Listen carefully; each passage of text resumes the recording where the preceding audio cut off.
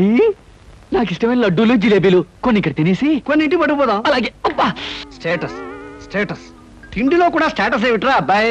మలైమారుత రాగల్లా ఉన్న మైసూర్ పాకు, కాంబోజి రాగల్లా ఉన్న కారపూస తినకుండా ఇలా ఉండగలనరా? ఏమంటారు బావగారు? నేనేమంటాను, ఎవరికి ఇష్టమైన వాళ్ళు తృప్తిగా తినొచ్చు. అంతే. ఈ తినడాలు తాగడాలు దేవుందిలే అన్నయ్య గారు. అమ్మాయిని పిలిపిస్తే. అమ్మాయి సీత. హాయ్ కృష్ణ. హాయ్. నమస్తే అంకుల్. నమస్తే అండి.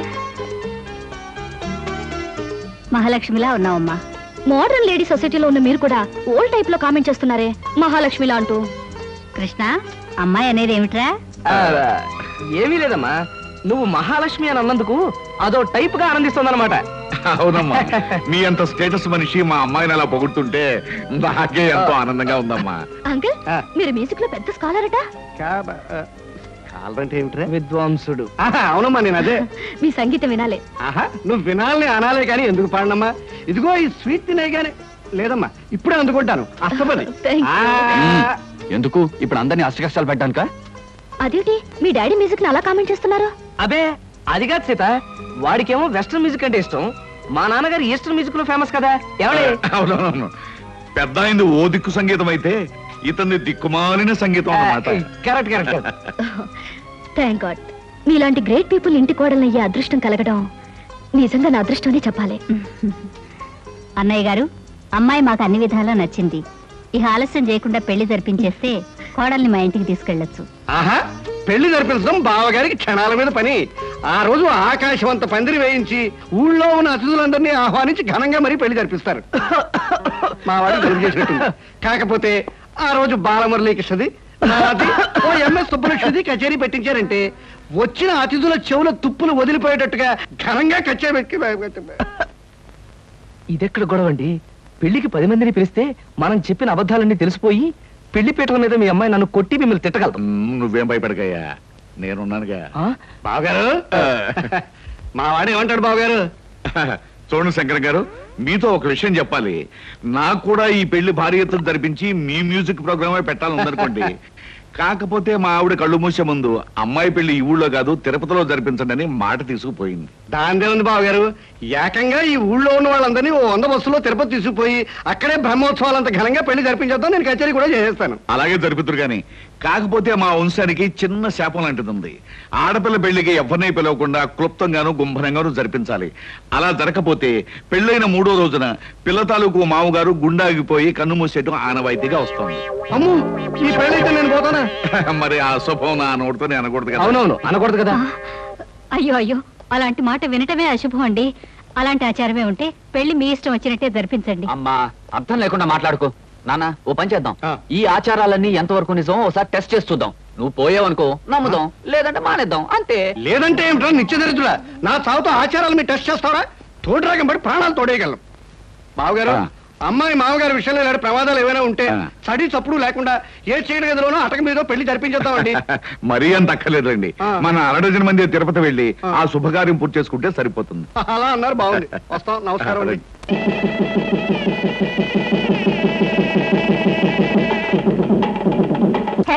సీత, అనుకున్న సాధించావే.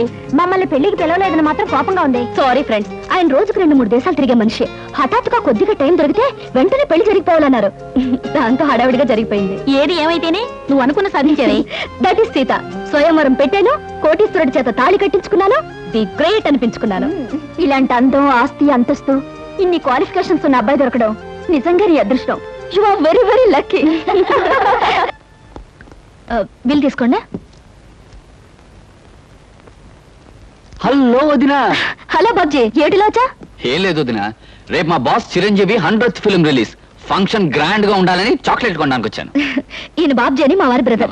చాలా పెద్ద. వదినా, ఇక్కడ పరిచయం చేసే బదులు మా ఇల్లు పక్కనే హాయిగా కాఫీ టీ తాగుతూ పరిచయం చేయొచ్చుగా. దగ్గరైతే వెళ్దామే, ఇల్లు చూసినట్టు ఉంటుంది.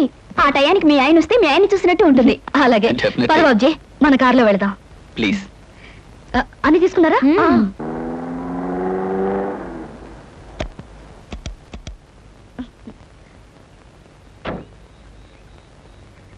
వదినా, ఇది కాదు, అది మన ఇల్లు. రావద్దునా? రావద్దునా, ప్లీజ్ కమ్. కూర్చోండి. ఇది నిజంగా మీ ఇల్లేనా? అవును వదినా. మా ఇల్లే మమతల కోయిల, మా ఇల్లే మమతల పందిరి. రేయ్ రాగానే అలా కూని చేస్తావరా దర్చుకుంటూ వేదవా. నాన్నగారు. మీ నాన్నగారా? రే కథల కుతూహలంలో కాపీ కలిపేశావురా. అమ్మా నువ్వా? ఎంతసేపు అయింది వచ్చి?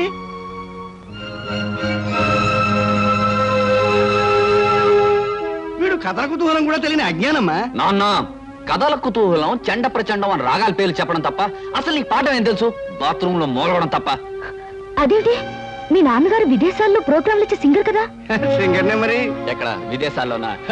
వీధి చివరి ప్రోగ్రామ్ ఇస్తే సందాలు వేసుకుని గొంతుకులోంచి స్వరపేటికి తీసేస్తామని వీధిలో వాళ్ళందరూ వార్నింగ్ ఇచ్చేళ్లారు. వీడేనమ్మా ఈ ఇంట్లో నాకు మొదటి శత్రువు. వదినా వదినా, నీకు తెలియదేమో, మొన్న కిటికీ దగ్గర నుంచి పాడుతుంటే పిల్లలు రాళ్ళిచ్చు కొట్టేరి. నోర్మై దరిద్రపు వేధవా. అర్థమైన హీరోల పోస్టర్లు అంటించి వాటి మీద ప్రాణముద్దలు కొట్టుకుంటూ బతికే నీ బతుకు నా బతుకు మంచిదేరా. మామ మీద కొట్టానంటే కేదార్గౌడ్ రాగంలో కెవ్వుమని ఎడుస్తావు. 5వ క్లాస్ వేధవా. అదేంటి, మీ చిన్నబ్బాయి ఐఏఎస్ పాస్ అయ్యి? ఐఏఎస్ వీడి బోందా. 5వ ఫారం 6 సార్లు తప్పాడు. 6వ ఫారం లో జాయిన్ చేస్తే స్కూల్లోంచి పారిపోయాడు. తొమ్మలగుండి వేధవా. మూతి మీద కొట్టానంటే మధ్యమావతి రాగంలో ఏడుస్తావు. ఏమిటండి మీ గొడవ? అంటే ఎప్పుడు ఏడిపించు తింటారు. అరే కోళ్ళు వచ్చేసింది. అదేమిటమ్మా చెప్పా చేయకుండా వచ్చావు? అమ్మా వదిన నేనే తీసుకొచ్చానమ్మా. అదేమిటండి మీరు ఇంటి పనులు చేస్తున్నారు? మీరు సొసైటీ లేడీ అని. ఈవిడ లేడీ కాదు దుప్పి కాదమ్మా, నా పెళ్ళం. అది కాదండి, ఈవిడ పబ్లిక్ సర్వీస్ చేస్తారని. పబ్లిక్ సర్వీస్ లేదు, నా బొందా లేదు. ప్రైవేట్ గా అంట్లు తోగుకుంటూ ఉంటుంది. మా అందరికి వంట చేసి పెడుతుంది. అప్పుడప్పుడు ఇలా పొడుస్తుంది. పులిహార సేమ్యా ఉప్మా చాలా అద్భుతంగా చేస్తుంది. నువ్వు దగ్గర కూర్చొని చేయించుకు మరి తిను. మీ మామగారు మాటలకేం లేమ్మా, ఆయన అలాగే మాట్లాడతారు. నిన్ను చూస్తే మాత్రం నాకు చాలా గర్వంగాను ఆనందంగాను ఉందమ్మా. గొప్పింటి బిడ్డవై ఉండి ఆస్తి అంతస్తు అనుకుండా మీ నాన్నగారి దగ్గరే సేల్స్ మెన్ గా పనిచేస్తున్న మా అబ్బాయిని పెళ్లి చేసుకోవడం నిజంగా గొప్ప విషయం అమ్మా. ఏమిటి, కృష్ణ మా నాన్నగారి దగ్గర పనిచేస్తే సేల్స్ మెనా? అవునమ్మా, నీకు తెలుసుగా. ఏమే పెళ్ళైన భర్తను పట్టుకుని సేల్స్ మెన్ నౌకరు చౌకీదార్ అంటూ ఉంటే కోడల మనసు బాధపడదు. పెళ్లి చేసేసుకుంది కదా, ఏ ప్రొపరేటర్ అయిపోతాడు. నువ్వు వెళ్ళి మన కోడలకి స్నేహితులకి వాళ్ళందరికీ కాఫీ టిఫిన్ చేసేసరా. మీరంతా కూర్చోండి అమ్మా. ఇది కడుకురా, మీరు కూడా వదండి. ఉల్లిపాయలు తరిగిస్తాను, కూర్చోండమ్మా. పెద్ద కోటీశ్వరుడు చెప్పింది ఏమైంది? స్వయంవరం ప్రకటించి మరీ సెలెక్ట్ చేసుకుంది. విదేశాలు, విమాన ప్రయాణాలు అంది. ఇంతటి సంబంధానికి పేపర్ ప్రకటన ఒకటి.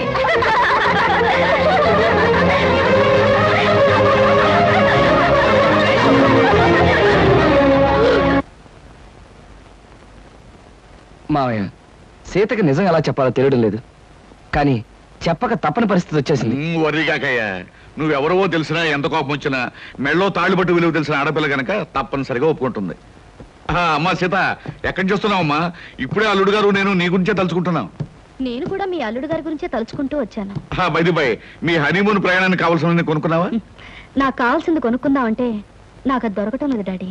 ఇట్స్ ఆల్ రైట్, వెళ్ళేది ఢిల్లీ కదా, కావాల్సినవన్నీ అక్కడే కొనుక్కోవచ్చు. అవును, మనకు కావాల్సినవన్నీ అక్కడే కొనుక్కోవచ్చు సీత, యూ డోంట్ వరీ. మాకు ఢిల్లీ టికెట్స్ ఎంత కొన్నారు డాడీ? 1500 చిల్లరైందమ్మా. అంటే మన ఆఫీస్ లో ఒక సేల్స్ మెన్ జీతం అంతే కదండి? అంతే అయి ఉంటుంది. I don't know what uncle, మీ సేల్స్ మెన్ కి ఎంత ఇస్తారో ఆయన అడగడం దేనికి? పుచ్చుకునేది మీరేగా. Sita, what are you talking? Shut up! అబద్ధాలు కట్టుకథలు చెప్పి నన్ను మోసం చేస్తావా? మా నాన్నగారి దగ్గర జీతం డబ్బుల కోసం పనిచేసేవాడివి నా దగ్గర మల్టీ మిలియనర్ల వద్ద చేస్తావా? ఎందుకో పనికిరాని నీ కుటుంబ సభ్యుల్ని, గ్రేట్ పీపుల్ అని నాకు పరిచయం చేస్తావా? నా మెళ్ళలో తాళిబొట్టుకి మోసం, అబద్ధం, కుట్రనే 3 ముళ్ళు వేసి నా బ్రతుకుని అన్యాయం చేస్తావా? అమ్మా సీత, ఆవేశపడ. ఈ పెళ్లి జరగడానికి కారణం అతను కాదమ్మా, నేను. డాడీ. అవునమ్మా, అతని అబద్ధాలను బలపరిచి నేను నమ్మేటి చేసి ఈ పెళ్లి జరిపించింది నేనమ్మా. డాడీ, ఈ పని నువ్వు చేసావా? ఒక మగవాడు పెళ్లి కాని ఆడపిల్ల ఆస్తి చూసి, అందం చూసి అబద్ధాలతో మోసం చేశాడంటే దానికి అర్థం ఉంది. కానీ ఒక కన్న తండ్రి సొంత కూతుర్ని పరాయి మగాడితో నాటకం ఆడి పెళ్లి జరిపించాడంటే బహుశా లోకం ఇదే మొదటిసారనుకుంటాను. పసితరం నుంచి అమ్మలే నన్ను పెంచి పెద్ద చేసి అడిగింది కాదనక, కోరింది లేదనక నన్ను ఇంతదాన్ని చేశా. ఇప్పుడు ఆయనతో కలిసి నాటకవాడి నన్ను ఎందుకు మోసం చేశావు? ఎందుకు మోసం చేశావు డాడీ? మంచి ప్రశ్న వేశావమ్మా, చాలా మంచి ప్రశ్న వేశావు. కానీ ఈ ప్రశ్న అడిగే ముందు జరిగిన విషయాలు ఏమిటో ఒక్కసారి గుర్తు తెచ్చుకో. ఒక ఆడపిల్లకు ఉండవలసిన మర్యాద, సాంప్రదాయం మర్చిపోయి పేపర్లో మొగుడు కోసం ప్రకటనలు వేయించింది నువ్వు. ఆ ప్రకటనలు చూసి వచ్చిన కృష్ణను సెలెక్ట్ చేసుకుంది నువ్వు. అతన్ని మనసారా ప్రేమించి ఇంటికి తీసుకొచ్చి నాకు పరిచయం చేసింది నువ్వు. ఇందులో నా తప్పుందా? కృష్ణను చూశాక ఇంటర్వ్యూ పేరుతో నువ్వు పొరపాటుగా ప్రవర్తించిన, మొగుడు సెలక్షన్ అంటూ పొగరమోతుగా ప్రవర్తించిన, ఓ మంచి మనిషిని ఎంచుకునేటట్టు ఆ భగవంతుడు చేశాడని ఆనందించానమ్మా. అడ్డదారిలో వెళ్ళినా నేను ఆశించినట్టుగా గమ్యానికి చేరుకుంటున్నావని సంబరపడ్డానమ్మా. అందుకే ఈ పెళ్లి జరిపించడానికి నేను కొన్ని అబద్ధాలు చెప్పుంటాను. ఇది ఏ రకంగా తప్పమ్మా? అంటే మోసం చేసి ఆయనతో పాటు సీత, మళ్ళీ మళ్ళీ అతను మోసం అను. పెళ్లికి ముందే నీతో చెప్పాలనుకున్నాడు, కానీ నేనే చెప్పొద్దన్నాను. ఇది తప్పేమోనన్నాడు, కానీ ఇది తప్పనిసరని నేనే ఒప్పించాను. సీత, భగవంతుడు నిన్ను ఏ మోసగాడి చేతిలోనో పడేయకుండా ఒక మంచి మనిషి, మనసున్న మనిషి చేతిలో పెట్టినందుకు నేను సంతోషించానమ్మా. All right daddy, all right. జరిగిన దానికి కారుకురాల్ని నేనేనంటావు, అన్ని చేసింది నేనేనంటావు. ఆల్ రైట్, ఇప్పుడు కూడా నేను చేయాల్సిందేదో చేస్తాను. సీత, ఏం చేస్తావు? నాకు విడాకులు ఇస్తావా? మంగళసూత్రానికి విలువిచ్చేదాన్ని విడాకులు ఇస్తానని అనను. కాకపోతే ప్రస్తుతం మన హనీమూన్కి వెళ్ళడం లేదా, మీ ఇంటికి ఆలుమగలుగా వెళ్ళబోతున్నా. అక్కడ నేను ఏం చేస్తానో, ఎలా ఉంటానో ముందు ముందు మీకే తెలుస్తుంది. కృష్ణ, ఈ మొండిది తిక్కది మీ ఇంటికి కాపురానికి వచ్చి నిన్ను ఎన్ని కష్టాలు పెడుతుందో, మీ సంసారంలో ఎన్ని కలతలు రేపుతుందో అనే భయంగా ఉందయ్యా. మావయ్య, మీరేం భయపడకండి. జీవితంలో ఎలాంటి ఛాలెంజ్నైనా ఎదుర్కొని విజయం పొందటం నాకు అలవాటే. మీ అమ్మాయి విషయంలో కూడా నేను గెలుస్తాననే నమ్మకం నాకుంది. కాకపోతే ఆనాడు రాముడు సీతను అగ్నిప్రవేశం చేయించాడు. ఈనాడు మీ సీత ఈ రాముడిని అగ్నిప్రవేశం చేయించబోతుంది. ఆ అగ్నికి ఏమాత్రం చెక్కు చెదరకుండా పవిత్రమైన మనిషిగా బయటకొస్తాననే నమ్మకం నాకుంది మావయ్య. డాడీ, నేను అత్తవారింటికి వెళ్తున్నాను. అమ్మ సీత, నిన్ను ఆడంబరంగాను ఆర్భాటంగాను పంపించాలని జరిగిన అబద్ధం పెళ్లికి ఇలా వెళ్ళటమే సరైన పద్ధతి. పదండి. సీత, నీ ఆస్తి అంతస్తు చూసి నిన్ను పెళ్లి చేసుకోలేదు. నువ్వెక్కడి నుంచి ఏమీ తీసుకురావడానికి వీల్లేదు. కట్టుకున్న చీరతోనూ, నేను కట్టిన తాళితోనూ, కట్టుకున్న మొగుడుతోనూ నువ్వు నీ పుట్టింటి నుంచి బయలుదేరి రావాలి. That's all. కమాన్.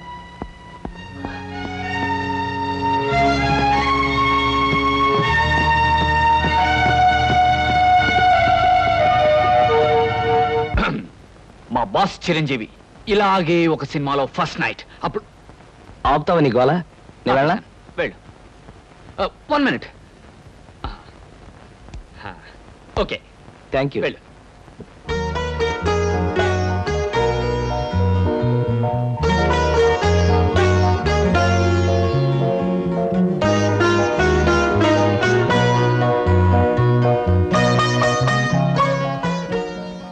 సీత,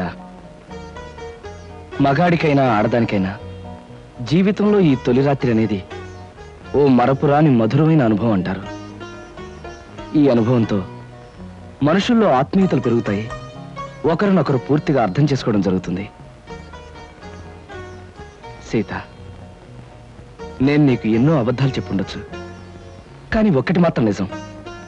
నేను మనస్ఫూర్తిగా మనసారా నిన్ను మొదటిసారి చూసినప్పుడే ప్రేమించాను. I love you Sita, I love you. మీరు నన్ను ముట్టుకోవడానికి వీల్లేదు. సీత, అవును, తాళి కట్టారు గనక లోకం ముందు మీకు భారీగా తల ఉంచే ఉంటాను. కానీ నా మనసును మోసం చేశారు గనక నేనెన్నటికీ మీకు దగ్గర కాలేను. సీత, ఏమిటి అర్థం లేకుండా? అవును, లోకం దృష్టిలోనూ అందరి దృష్టిలోనూ మనం భార్యాభర్తలుగా ఉంటాం, కానీ శారీరకంగాను మానసికంగాను ఒకరికొకరు దూరంగానే ఉంటాం. అంటే ఇది నువ్వు నాకు విధించే శిక్ష? అవును, నన్ను మోసం చేసినందుకు, అబద్ధాలతో నన్ను పెళ్లి చేసుకున్నందుకు మీరు శిక్ష అనుభవించి తీరాలి. ఆల్ రైట్ సీత, నేను నిన్ను ప్రేమించి పెళ్లి చేసుకుంది పవిత్రమైన భావంతోనే తప్ప కామంతో కోరిక తీర్చుకోవడానికి కాదు. నా మీద మనసు లేని నిన్ను ఎన్నటికీ తాకను.